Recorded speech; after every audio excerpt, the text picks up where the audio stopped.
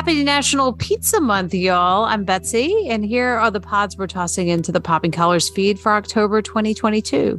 It's a deep dish on Popping Collars this month when Liz, Ricardo, Greg, and I explore the layers of our favorite pop culture calendar years. The only thing scarier than Papa John is our latest episode of The Canon, when our panel of special guests draft movies based on the works of Stephen King. Going on 30 is loaded with all the toppings this month when Greg and I go overboard discussing Terminator 2 Judgment Day.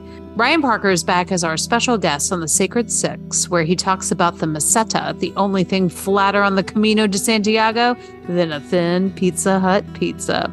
Finally, the PC Book Club features the most surprising thing this side of stuffed crust when Greg joins Ricardo to talk about his favorite spooky books of all time.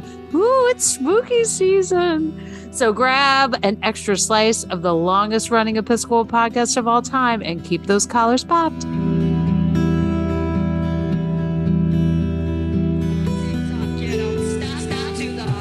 TikTok, you don't stop. Stop to the TikTok, you don't stop. Stop to the TikTok, you don't stop. Stop to the TikTok, you don't.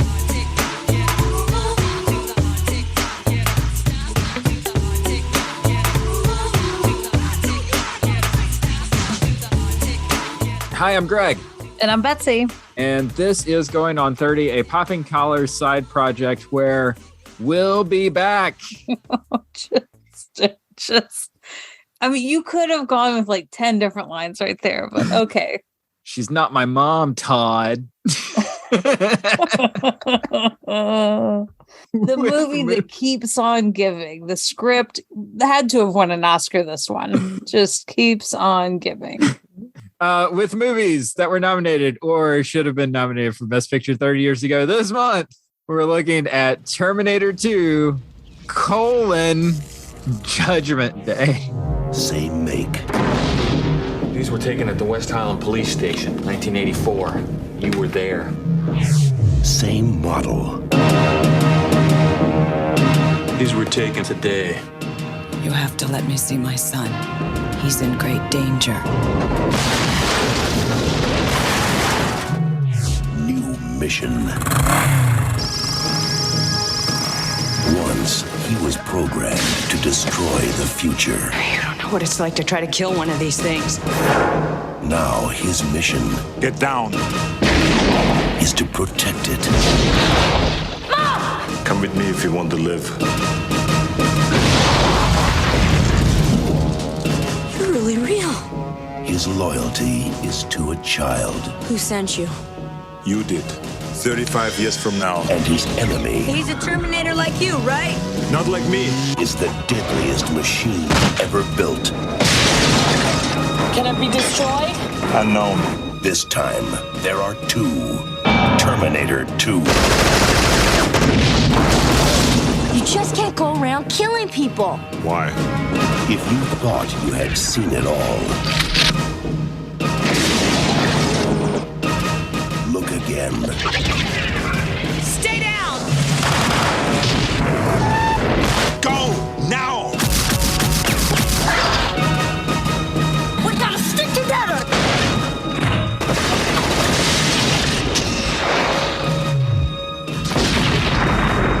Arnold Schwarzenegger.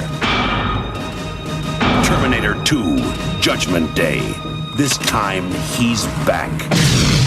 For good. Trust me. I'm so proud that James Cameron clearly understood search engine optimization before there was even an internet. He was like, no, this can't just be Terminator 2. No. Because that's just going to get confused. We've got to throw in. Well, but you've already had some other action movies, and I'm sure we're going to talk about this, who have done the same. He's not a trailblazer. Exactly. Let's not give James Cameron more credit than James Cameron has already taken for himself. Okay. Titanic, All right. I have a brief description of this movie. Betsy, would you like to hear it? Let's do it. Nearly 10 years have passed since Sarah Connor was targeted for termination by a cyborg from the future. Now her son, John, the future leader of the resistance, is the target for a newer, more deadly Terminator. Once again, the Resistance has managed to send a protector back to attempt to save John and his mother, Sarah. It's nearly the same description as the first, and they acknowledge No spoilers in that description. I'm pretty amazed at that. That's more than can be said for the Guns N' Roses video that came out with this movie. That is true. Betsy, what is your history with Terminator 2: Judgment?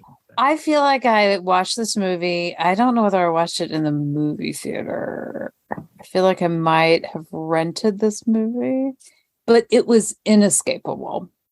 Yeah. Like that is, so you tend to ask what my sister thinks of these movies. So Emily, when we talked about Terminator 2, she said she remembers watching Terminator 1 over at somebody's house way too young. Oh. So she's never seen Terminator 2. But she remembered that she said it was a summer movie. You couldn't get away from it.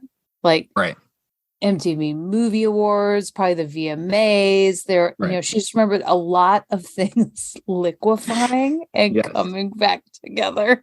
So whether that's a cliche at a commercial or a joke on a sitcom, it was everywhere.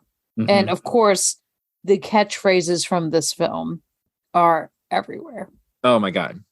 Hasta la Vista Baby was inescapable. It was like the I Caramba of its time. But I Caramba has not had the same staying power that Hasta la Vista Baby. Yeah, all those parts. Ruby wandered into the living room while I was watching the final half an hour of this movie or 45 minutes. She's like, she turned to me like that line happened. She's like, is this where that comes from?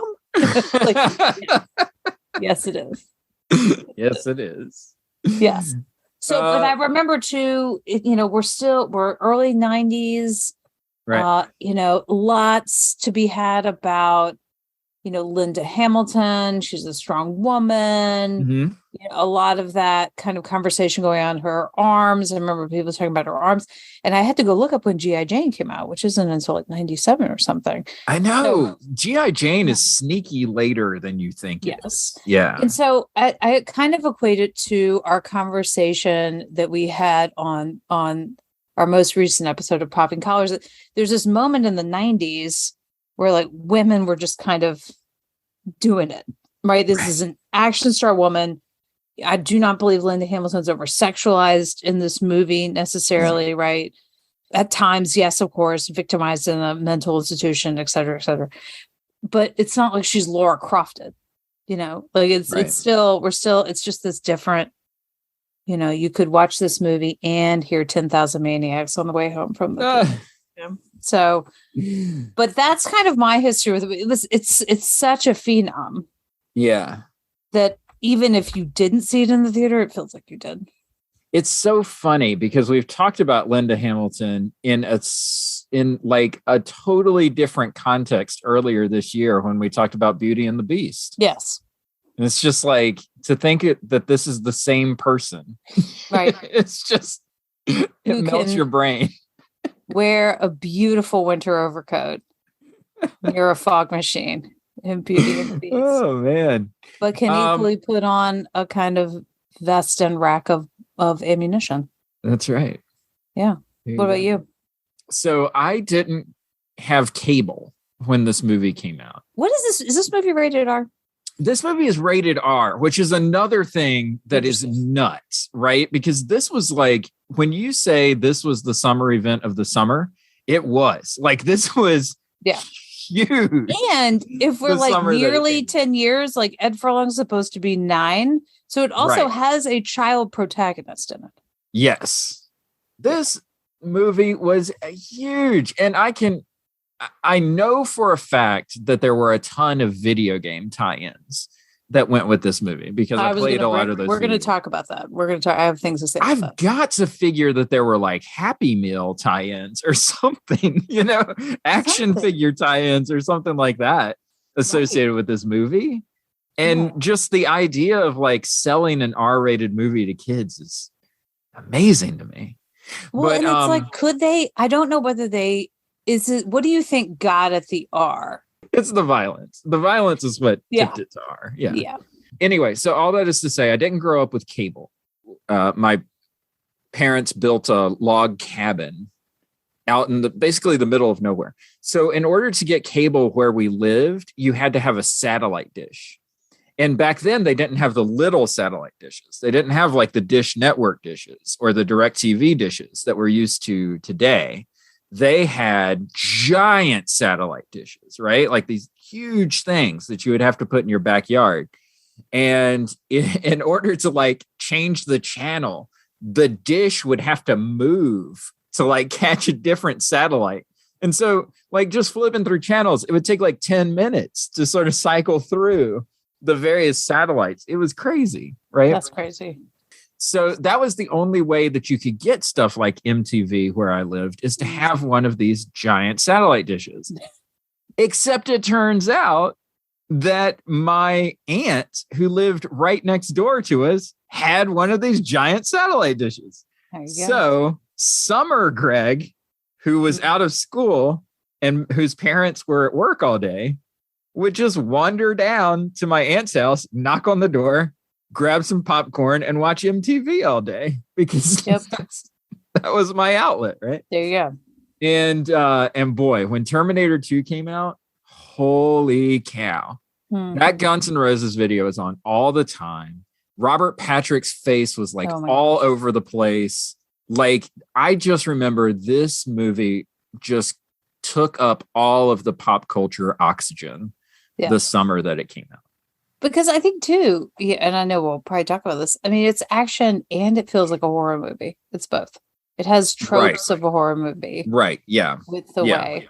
Yeah. It has a Patrick. very Michael Myers vibes. Yeah. Yes. Going on. Totally. Relentless. That guy. Relentless. Betsy, what are your hot takes? What hotter than a steel mill? Oh my gosh. Fire takes. So much fire. So, okay.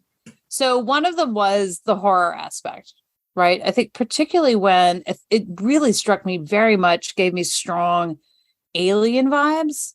Yeah. Like when he gets blasted with that, right before he gets thrown into the molten whatever, he's making these noises like Alien or like a Demogorgon or like it was just very, that part was really interesting to me. So the kind of relentless horror of the bad guy. The slight pauses before all of the industrial light magic moments, they really wanted you to see them. There's just a beat, right? Like he's going through the bars. Did you see that? He did it. Did you see it? And boom. And so they're very proud of the special effects on this film. Yeah. It's a lot. It's a lot. You would think that AI would also be more intelligent to make the AI less creepy. If you're sending it back to interact with human beings, right? John Connor, he makes this point, like, is there any way to program you so you're less weird, essentially? Right. Wouldn't you kind of have done But that? you also get the sense that, like, just thinking of the T-1000 of Robert Patrick, right? Yes. Like, he must, so this is a machine who is still, like, in the habit of killing human beings in the future. Yes. So being back in the past, surrounded by human beings, he must want to kill every single person that he sees. He wants his spear arm all the time. His ice pick arm all the time. Because that is by far the creepiest. Exactly. That's probably one of my favorite kind of special effects. It very much felt like I was watching a video game. You brought up video games earlier. Yeah. It really felt like, now we're at the level in the lab. Mm-hmm. And now we're at the level in the molten lava factory. Mm-hmm. And now we're, and that because you're ultimately trying to fight the big baddie, right? That's how you end the video game and do that. And so it very much, I remember this as being a lot of like stand-up video games and arcades, still a thing. Mm-hmm. Where you're essentially you have a couple of different weapons you can just fire, like a gun game, physical gun games. Yeah. And like that being a thing for sure with this one. I was wowed by the special effects. And I feel like when you're having essentially a movie that's kind of the rehash of something that you've already done on a lower budget, because it's essentially the same plot, only John Carter is not an embryo. That's actually one of my notes, is that it feels like a remake of the 1984 movie rather than a sequel to the 1984 movie. And it was also like, Arnold Schwarzenegger, or the people like Arnold Schwarzenegger, can we make him the good guy? Right. Yeah. Yeah. There's an element of that too. Yeah. I likened it to, it's kind of like what Evil Dead 2 is to Evil Dead. It's not a sequel. It's basically a reimagining. Like, if we were to reimagine this story, I imagine Cameron would have rather told it this way than the way that he told it back in '84. Yeah. So that those were kind of some of my hot takes. Yeah. So my hot take, this is the definition of a rewatchable movie for me. And the reason that I say that is because if this movie is on television, I will stop and probably watch the rest of it, or at least watch like the sequence that it's in. So, and you're totally right when it comes to like how this movie is structured. It goes from sequence to sequence. So it's like, so if you show up on this movie, if you're like flipping through and all of a sudden you're at the motorcycle chase scene in the LA River Basin, you're like, okay, well, let me finish this chase scene, right? Or if you're at the attack scene on the Dyson household, when Linda Hamilton is like trying to take down Miles Dyson, you're like, okay, well, let me just watch through this part, And this movie is just totally full of those where it's like, okay, well, I'll watch through the rest of this. And then eventually you find yourself watching through the rest of the movie. Yeah. So that rewatchability is just baked into this movie, I think, for me anyway. Yeah. The action sequences are relentless in a way that kind of, echoes the mission of the Terminator itself. It's just this, it's just these nonstop things that just keep going and keep going and keep going. And you can't get away from them, Well, we're not just having a truck, we're having a semi. We're not just having a semi, we're having a semi full of liquid nitrogen. And then we got to up it. Let's get a helicopter involved. Right. We've got another chase scene, but we've just done a chase scene. So how do we reinvent? How do we make this better? Yeah. Yeah. It's just the ramping of the tension just sucks me in anyway. And then of course, like, I feel like there's a thing that he's doing with this movie where he's playing with tropes of what we anticipate and then what it is that we get. So okay, so I guess we should say spoilers for a 30-year-old movie. I mean, but to be fair, before this movie came out, I knew this twist because it was all over all of the marketing for the movie. But Arnold Schwarzenegger, who was the bad guy in 1984, is the good guy in Terminator 2, right? And so it, that expectation that maybe if you were going into the movie spoiler free, that record scratch moment of like, wait, what? Like, Arnold's the good guy. Whoa, my mind is blown. And what he's going up against is an LA police officer in Robert Patrick. That's the form that the T-1000, the villain, takes, is the form of an LA cop. The first person he runs into. Right. But I've got to think that that's an intentional choice by Cameron. He's saying something because when the T-1000 shows up at John Connor's home early in the film, like, what Cameron focuses on is the car door that says to protect and serve. But there's no intention of this guy to protect or serve anything, right? Well, all the authorities in this film, aside from John Connor, Sarah Connor, as future authorities in a rebellion, right? Everybody else is an utter failure and a buffoon. Like, let's have a group of psychiatric doctors walking down a hallway, openly talking about a case file of a patient and laughing about it. Right. Everybody is terrible. Orderlies licking patients. Oh my Lord! We already did Silence of the Lambs. I don't need this again. This next patient is interesting. I've been following the case for years. 29-year-old female, diagnosed as acute schizoaffective disorder. The usual indicators: depression, anxiety, violent acting out, delusions of persecution.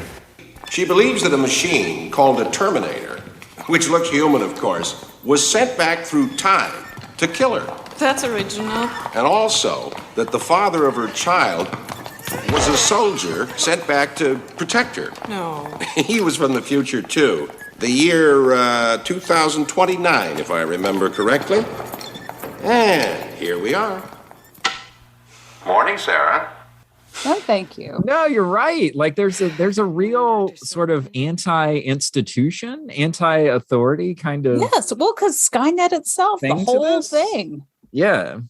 And it's so funny, right? Because we're talking 1991 and this movie comes out in July. So this is a few months after the Rodney King tape has been released, right? That was early. But it would have already been filmed and done. And so, and then the uprisings happen a year later. And I just have to think that he's trying to scratch some kind of itch that he wants to say about LA policing. You know, the other thing that stood out to me was like the SWAT team. What is it? Linda Hamilton and the Terminator and Eddie Furlong and Joe Morton. They're going to blow up Skynet, right? And reshape the future. And this SWAT team shows up and they take over. And did you know that one of the SWAT team members that rushes in is Dean Norris? Yes, from Breaking Bad. Yes. And this is a classic Dean Norris role. He constantly plays cops in movies. As a matter of fact, Betsy. What? Oh, no. Yes. Betsy, I've got the top 5 Dean Norris cop cameos from movies. The man's been bald forever. Let's go. I'm into it. Okay. Nice. What is there an honorable mention? I do have an honorable mention because it's not a movie. It's a television show, but it's not the television show you're thinking of. What is it? Not Breaking Bad. He played bomb specialist Clark on an episode of ER. Oh. Dean Norris showing up as bomb specialist Clark on ER. Okay. Is this what a lot of his early credits look like? A lot of his credits are SWAT team leader, officer. Okay, what's number 5? Number 5, he was in the movie Gattaca. And he was listed in the credits as cop on the beat from Gattaca.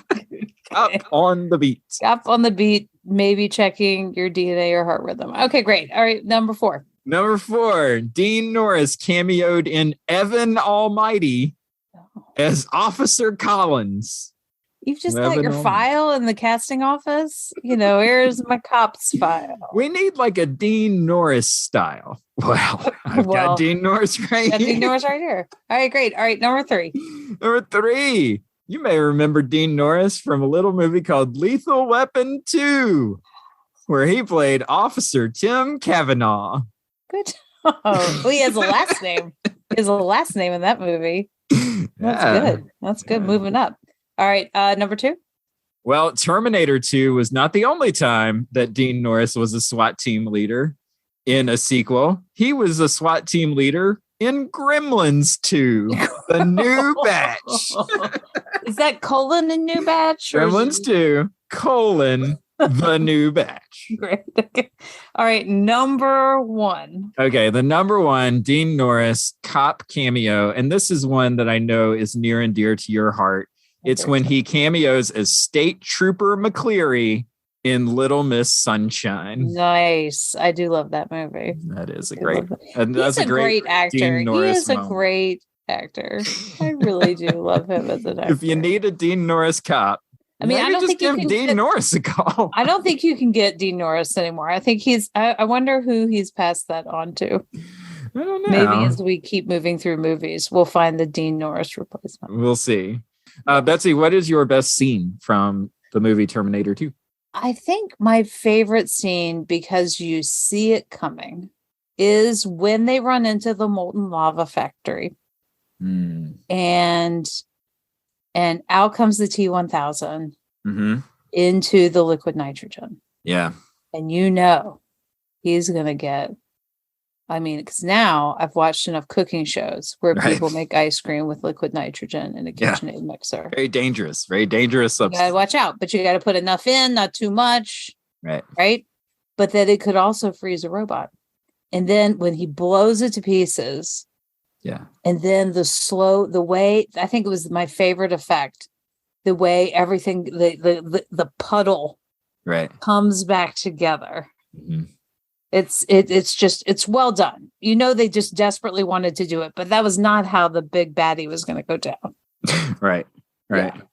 Yeah. The shattering, it's like slow motion. That's when you get the hasta la vista, right? So the T-800 Terminator is starting to loosen up a little bit. You can tell that John's starting to get to him a little bit. So yeah, very, very good moment.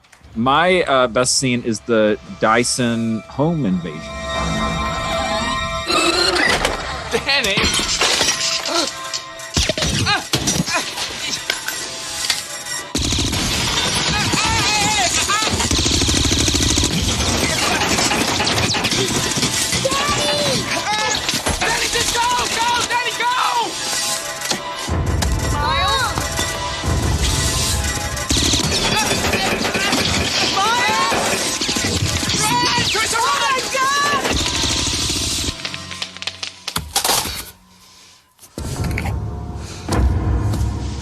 Trisha, just take Danny and go. Just run! Run! Oh, Jesus! Miles! I just find that scene, I don't know, it's just so haunting, because the guy's really kid traumatic. is in the room, and she's using this crazy weaponry. But what is communicated, and what I think, is pretty on the nose, is that Sarah Connor has become the thing that she hates. She's become a Terminator, right? Yes. And she doesn't see the value of this man's life. And so she's going to kill him in the way that the T-800 did not see the value of her life in the first movie and was coming to kill her. And so, so she's just become like this living weapon, and become like a mirror of what it is that she says she stands against. And I would say that home invasion scene and then taking it to the kitchen, where, I don't know, I guess we have a few Sarah Connor voiceovers. I also have to admit, I watched the director's cut of this movie because on HBO, when I pulled up the regular version, the letterboxing was all weird. Like stuff was cut off on my TV and I couldn't figure out how to undo it. So I was like, I went over to the 20 minutes longer director's cut and I got that. But so if I'm referencing a scene that isn't in the one that you watched, just let me know. But when they're in the kitchen then, and they're just explained to him, to Miles, what his invention that he's super jazzed about is actually going to turn into. That moment I also found really interesting and moving. I think I'm going to throw up. Yeah, I think I'm going to throw up. Yeah. So that actually is a good transition to my best performance, which is Joe Morton from this. I love Joe Morton in this movie. I think he's great. I don't know how much longer I can hold this. Go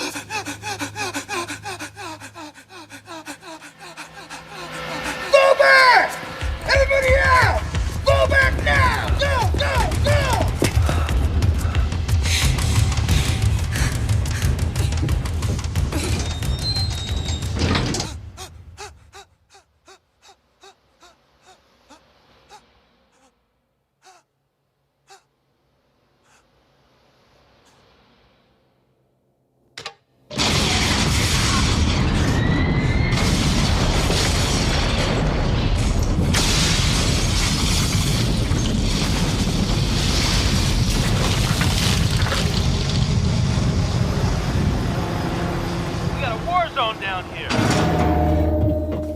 And for the longest time, Joe Morton was the Terminator guy to me. Like, it took me a while to sort of catch up on Joe Morton's stuff before this and after this. But every time I see Joe Morton, there's still a little part of me that's like, oh, that's the Terminator guy, Joe Morton. Because now he's become the scandal dad. No, I thought he was really excellent. I did think it was interesting. Linda Hamilton is so interesting in this movie. Like, she very much still feels like the character from the original movie. She's gone through trauma. Like, this is almost trauma informed. I know everyone is using phrases like that, but it's a trauma informed performance, thinking about what her life was like before all of this, right? What she had lived through, that you just wanted to tell her, look, just quit talking about Judgment Day. Just quit talking about it. Like, just, how did you end up in a mental institution? That's so unfortunate. And I guess they don't seem to get into a lot of, is it just that she talks crazy, or is she kind of self-medicating some of this around what has happened to her and all of that, her reaction to Arnold when he first shows up.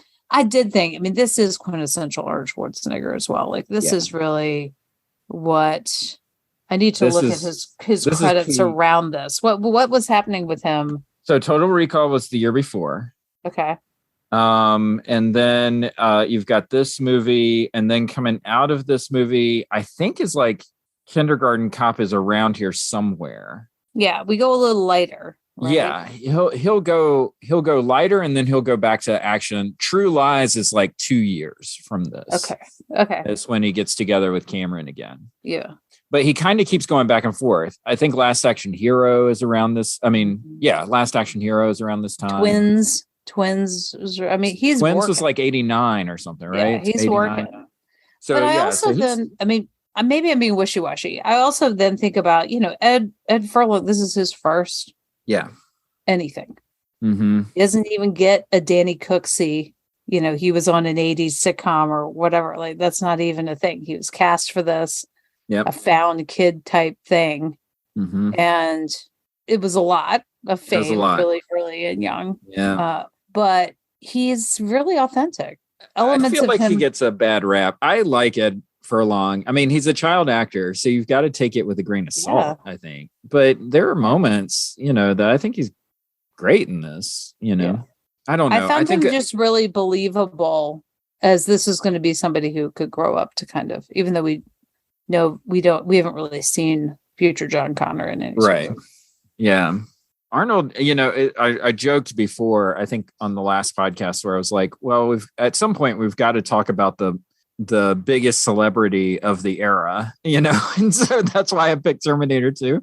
Yeah. But it can't be understood. The movies that Arnold's opening, like this movie, like things like True Lies, even small movies that you think would be silly, like a Kindergarten Cop or something, like they're opening huge. Like, he is a uber mega star draw during this time period. Yeah, isn't he an investor in Planet Hollywood?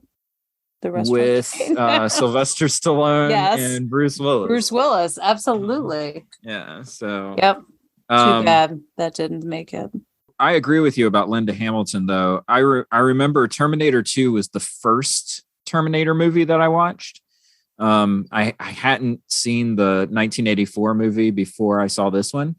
And I remember going back and watching the first Terminator movie and thinking, this is not Sarah Connor. Like, this is a totally different character.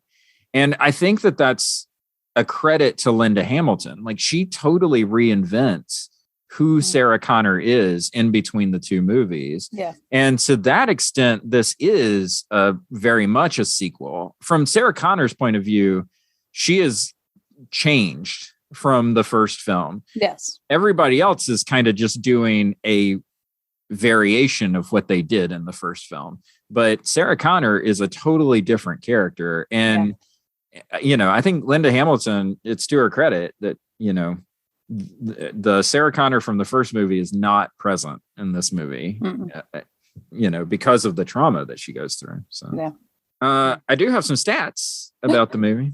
Stats. As you said before, Terminator 2, Judgment Day opened on July 2nd, 1991. So it's that Independence Day release. This Day in 90210. Do-do-do-do.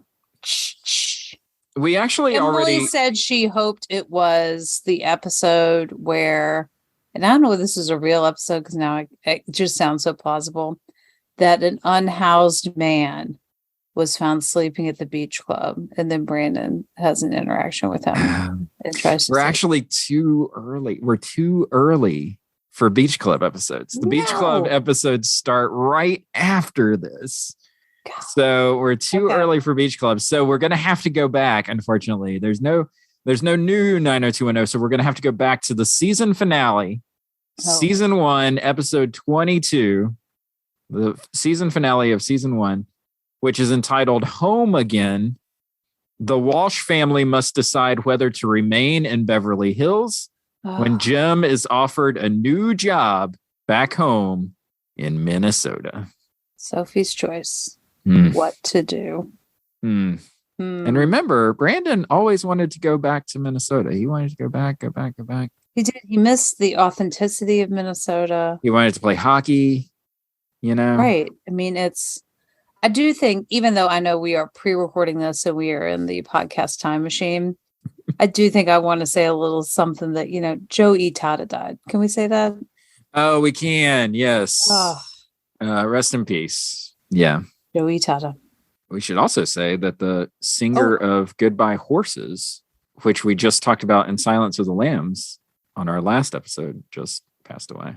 Well, and we've had another death from 90210 what the lovely actor, the woman who played the teacher, who was also in Insecure, Denise Dowse. Also, Donna Martin graduates. Yes, yes. Yeah, tough times. Tough times. I don't like it. I don't like it. From 30 years ago. Okay. So that was what was happening on 90210. Terminator 2, Judgment Day, had a domestic gross of $203 million. Wow. God. Wow. But it was only the number 2 grossing movie of 1991. We've already talked about the number 1 grossing movie. That was Beauty and the Beast. Beauty and the Beast. Yes. But if that shows you what, where Arnold is in the pop culture at this point. It is the number 215th top grossing movie of all time. All right. This should be good. Between another action film, Bad Boys for Life.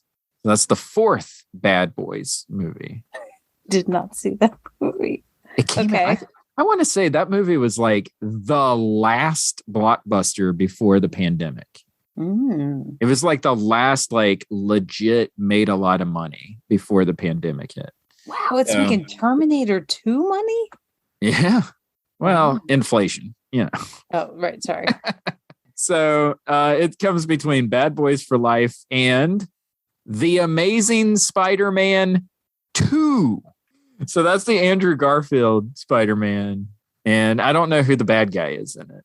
Oh, wait. Jamie Foxx. It's the one with Jamie Foxx. Jamie Foxx. Yeah. Okay. So you get 3 action movies, Betsy. You get Bad Boys for Life, Terminator 2, Judgment Day, or The Amazing Spider-Man 2, Flirt, Marry, Kill. And they're all sequels. How about that? That's interesting. All right. So I feel like because I have less connection, I'm going to kill Bad Boys for Life. Oh, no. Oh. Poor Martin Lawrence. You know what? That's a slap in the face to Will Smith. That is a slap in the face. Stop it. I'm going to flirt with Amazing Spider-Man 2, and then I'm going to marry Terminator 2 with a big thumbs up. Going down into the molten lava. I know now why you cry. Yes. Something I could never do. I cannot self-terminate. I'm going to switch your flirt and kills. I'll flirt with Bad Boys for Life.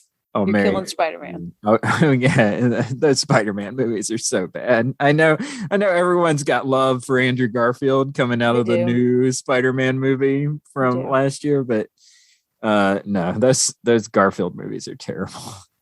I can't watch those. Did you have a moment when you were watching this, or have you before watching it, actually considered the Judgment Day and why it is called that? Well, they For talk about. I did not prior to rewatching this movie, and it felt like a very elementary moment. But then I also was kind of proud of myself for thinking about what other judgments. Oh, How is this also Judgment Day in different ways, I not see. just the future event? Okay, you have expanded. I was just thinking. I just accepted it as Judgment Day from the opening narration when she talks about Judgment Day. But yeah, I guess you're right. I guess there's different ways of thinking of it. Right, like we're going to go change the future. Mm-hmm. And I have to admit, I have not seen the sequels. No fate but what you make. The sequels, every sequel coming after this movie is god awful trash. You should not watch any of them. Okay, all right, that's good to know. Even though Linda Hamilton's haircut looks really good. Yeah, exactly. This movie had a 93% on Rotten Tomatoes. Speaking of Judgment Day, what do you think Roger Ebert's judgment of this movie was? Oh man, it makes me want to know what he said about the first one. Now, you said that this had a twinge of horror to it, and we know for a fact that Roger Ebert detests horror movies. I think he's going to be lukewarm. Okay. Okay. What you got? Betsy, he actually really likes this movie. Is there anything? But you're not going to be able to tell it from his review. Okay. Okay. His review says this. Mm-hmm. Nobody, I think, will complain that it doesn't have enough action. 3.5 out of 4 stars. No, nobody is going to complain about that. Nobody's going to complain that it doesn't have enough action. You're not going to leave this movie and say, man, that didn't have enough action in it. That's never going to say and go down a Wikipedia wormhole of the different rocket cannon launchers we're using. But 3.5 out of 4 stars. That's a high score. Janet Maslin says, Mr. Cameron has made a swift, exciting special effects epic that thoroughly justifies its vast expense and greatly improves upon the first film's potent but rudimentary visual style. She liked it, I guess. She says it was worth it. How about that? Okay. How did it do at the Oscars? Betsy, this movie won 4 Oscars. Okay. All right, I'm going to guess. What do you think? I was surprised that I recognized the score from this movie. Mm-hmm. I do not think it won an Oscar for score. Dun, dun, dun, dun, dun. I know. No, it did not win best score. So I'm going to say I'll go for whatever sort of visual effects. Yes, best visual effects. Yes, best visual effects. And then I'm also going to go for sound editing. Yes, best sound effects editing. Yeah, this tends to be when it's a heavy special effects. That's what we do. Mm-hmm. There's a secondary sound category, sound mixing. Yeah, but they didn't call it sound mixing back then. They just called it sound. They just said best sound. They didn't differentiate between mixing and blah blah blah. So yes, best sound, best sound effects, best visual effects. Oh, those are. And there's one more. Oh, this is a win. Yeah, it won one more category. Mm-hmm. Cinematography. No, it was nominated for best cinematography, but did not win. Okay, what did it win? It won for best makeup. Those makeup effects. Oh, my skin's coming off, and there's a little bit of Terminator. I just got shot in the face, and now I've got a red eyeball. Yeah. But it doesn't look like it's like sticking out of my face. That's pretty cool. Best makeup was it nominated in any other categories? Yeah, so it was nominated for best cinematography, like I said before, and it was also nominated for best film editing. Okay. It is really well edited. No, I agree with that. It is. And if the sound was off, it would have been a weird experience. Good job. It would have been a weird experience. How do we set them off? Remote control. Piece cake. We got company. Police? How many? All of them, I think. Go. I'll finish here. I'll take care of the police. Hey, wait! You swore! Trust me.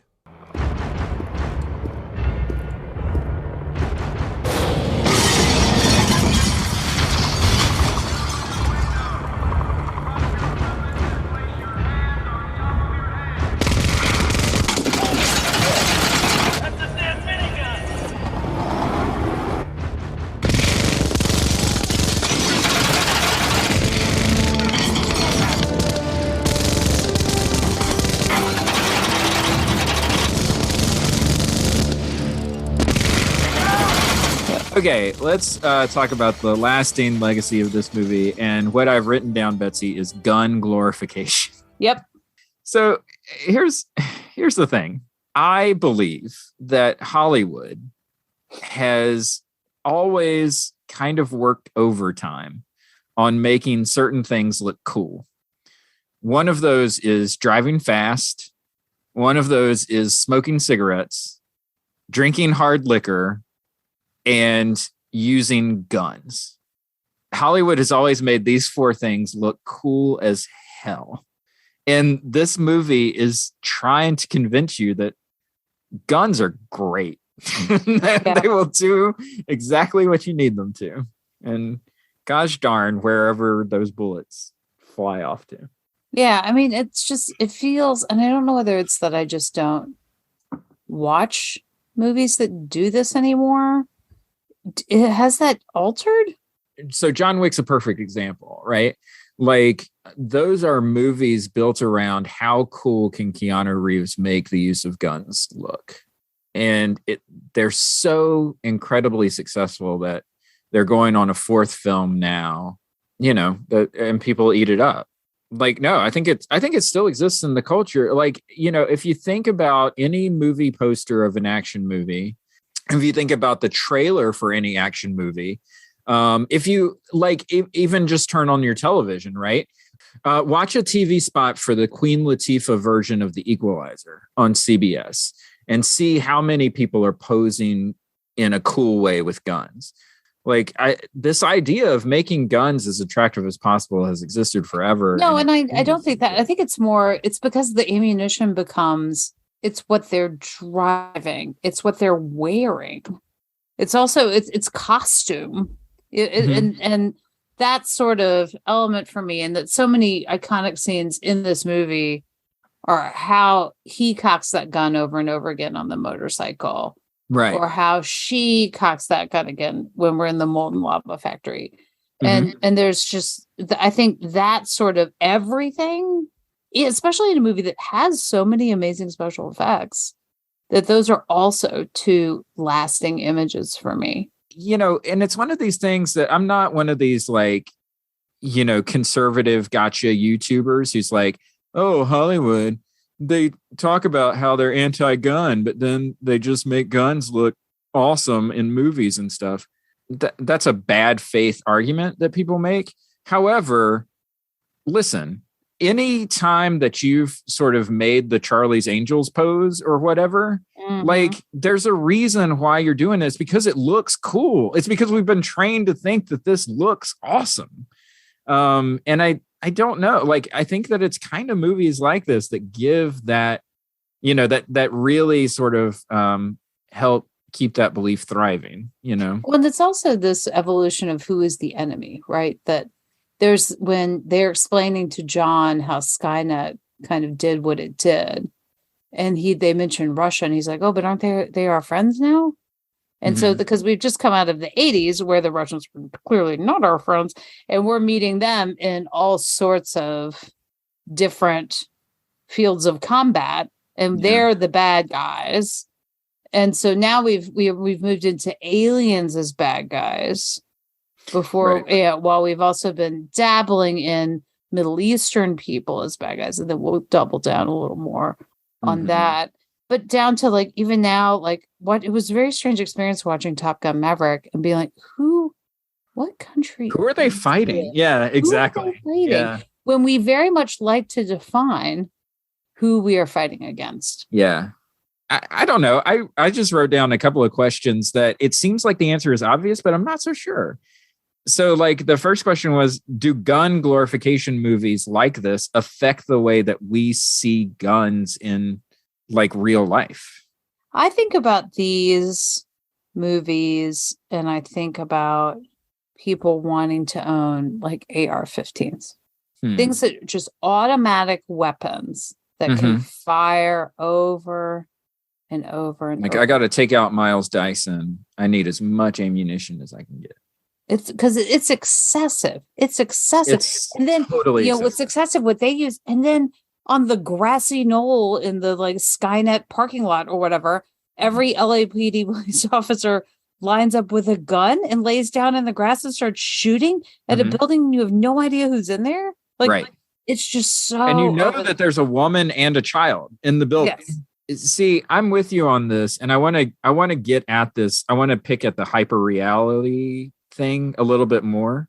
Arnold Schwarzenegger looked really cool in that movie. I want to look like Arnold Schwarzenegger. Those are the kinds of people that I don't think understand how movies are what we would call from our Pop Goes Religion class hyper real. They're not this isn't real. There's nothing. This isn't a realistic scenario. But there are people that take it and say that was badass. I want to be badass like that. It's like you were saying, this movie is kind of funny. This movie is funny because of how ridiculous it is with these guns. Like this isn't how these machines work. Well, and just how there's this element of, does that look fun, right? And powerful to be able to shoot something that just shoots and shoots and shoots and shoots. Yeah. And then thinking about the first person shooter games that this. Right. Yeah. Works. And that's the $1 million question, right? Because what we're told over and over again by psychologists, I know that this has been drilled into my brain as like someone who watches and consumes popular culture, that violent movies and violent video games don't create violence in the real world. That has been drilled in. But I'm just going to ask the question anyway. Do you think violent movies and violent video games affect how people see the world? I do think that there are elements where the desensitization around some things definitely can happen. Yeah. That's kind of the way I think about it, that I haven't grown up in gun culture. It's not kind of what I'm familiar with. But I don't know. I mean, this is entertainment. Right. This is fun. Yeah. I think the sin of video games, like first person shooter games and movies like this, is not that they're going to create violence necessarily. But I do think their great sin is that no one ever really dies. In a video game, if you get shot, you just respawn. And your death was just a blip or a mild setback. And in a movie like this, Arnold Schwarzenegger fires 20,000 rounds of ammunition, and at no point does a ricochet bounce and hit somebody. Does a piece of glass break off of a car and like lodge in somebody's eye? Like at no point does any violence actually happen when you're shooting grenades at cars. Especially having a Terminator that you can just shoot over and over and over again. Give him a couple of seconds. He bounces right back. He'll be right back, man. He'll be right back. Takes off his arm and he's good to go. So we'll put the gun glorification conversation to rest, and we'll say, who is this movie for, Betsy? It's hard to say. It's not really for kids. It's not for kids. It's not for kids, even though there's a kid in it. It's a weird, interesting blend of sci-fi and action. I think bringing those two groups of people together is interesting. Yeah. So, is this the same group of people who would later go see The Abyss? I don't know. Is The Abyss more action or more sci-fi, or is it this Cameron style of blending both together, and that inclusion of your industrial light and magic and the evolution of special effects? For some people who see computer enhancement as a detriment to movie making, they would be very sad about this. This is a movement forward or backward, or however they would look at it. It is for your summer movie going audience. It is for them. They want it. and you're bringing together the geeks Mm-hmm. and the people who want, to hit harder, shoot farther. The die-hard people, yeah. Yeah. I mean, that's where your money is. That's where your money is. Yeah, and to me that adds up to one very particular demographic, which is teenagers, and I even went as far as to specify teenage Greg. This movie is for teenage Greg. You want teenagers who are like, "Oh, that was badass," and then they go back. This is your 18 to 40. And then they go back and they buy another ticket. They're like, "Oh my god, you gotta see this movie, man! Arnold Schwarzenegger." Teenage boys, they're so dumb. So, what is your rating for this movie out of 5?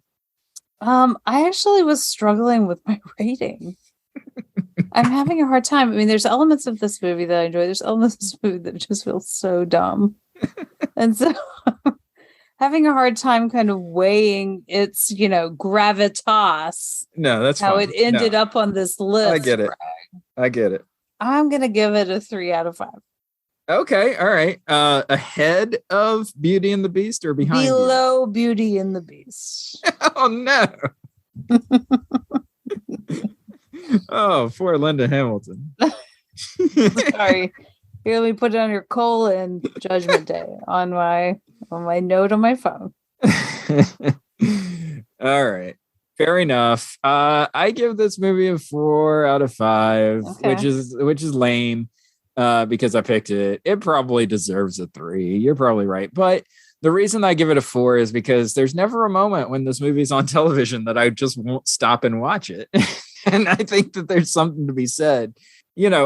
Sometimes I don't know that it matters if a movie is good. Sometimes I just appreciate a movie that's rewatchable. And that's what this movie is for me. It is. So I guess you're probably wondering, why did I nominate this movie?